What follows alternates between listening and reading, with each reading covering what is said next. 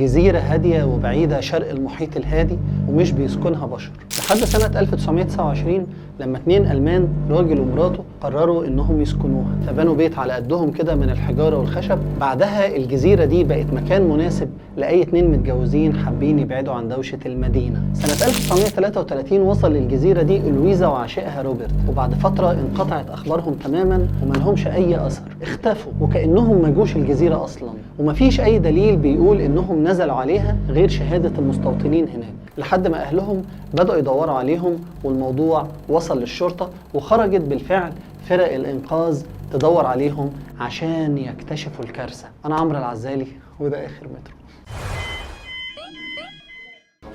إيه؟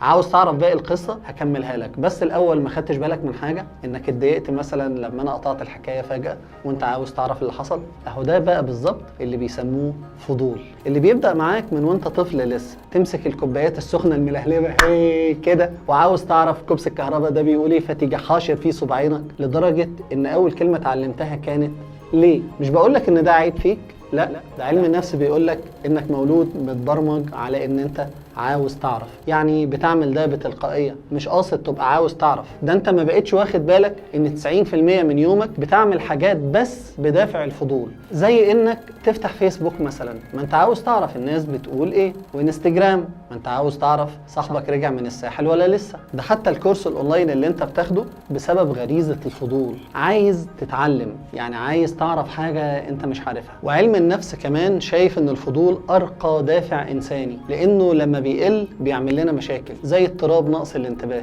وفي مصادر تانية كمان بتقول ان قلة الفضول بتكون عرض من اعراض الاكتئاب، ولو زاد الفضول برضه بيعمل لنا مشاكل زي اضطراب التشتت وغيرها مشاكل كتير. يعني مثلا طنط حشرية اللي في حياتك واللي عايزة تعرف ضروري جدا جدا هي هتفرح بيك امتى، دي انسانة مش طبيعية، لان الفضول هنا قاتلها بشكل مش طبيعي. ونفس الكلام زميلك اللي عاوز يعرف مرتبك كام، دول كلهم زي الاجانب ما بيقولوا بيج نوزس، يعني شخص عاوز يعرف حاجات ما تخصهوش، حياته مش هتعطل يعني لو ما عرفش انا بعمل ايه او فين. طيب لو انت اكتشفت مثلا بعد الشر يعني انك بيج نوز، هتعمل ايه؟ هقول لك على علاج يا سيدي. اولا كده فكر في اسرارك انت اللي هتتضايق لو حد عرفها، وقتها هتعرف ان باقي الناس عندهم اسرار هم كمان، وقتها فضولك هيبدا يقل. بعدها هتستغل فضولك ده في حاجه تنفعك تكبر بيها بدل ما انت بتدور ورا الناس كده. اخر حاجه بقى، خليك عارف ان كل اللي بتعمله هيتعمل فيك تاني، تعمل خير تعمل شر انت حر بقى، انا بس بنبهك.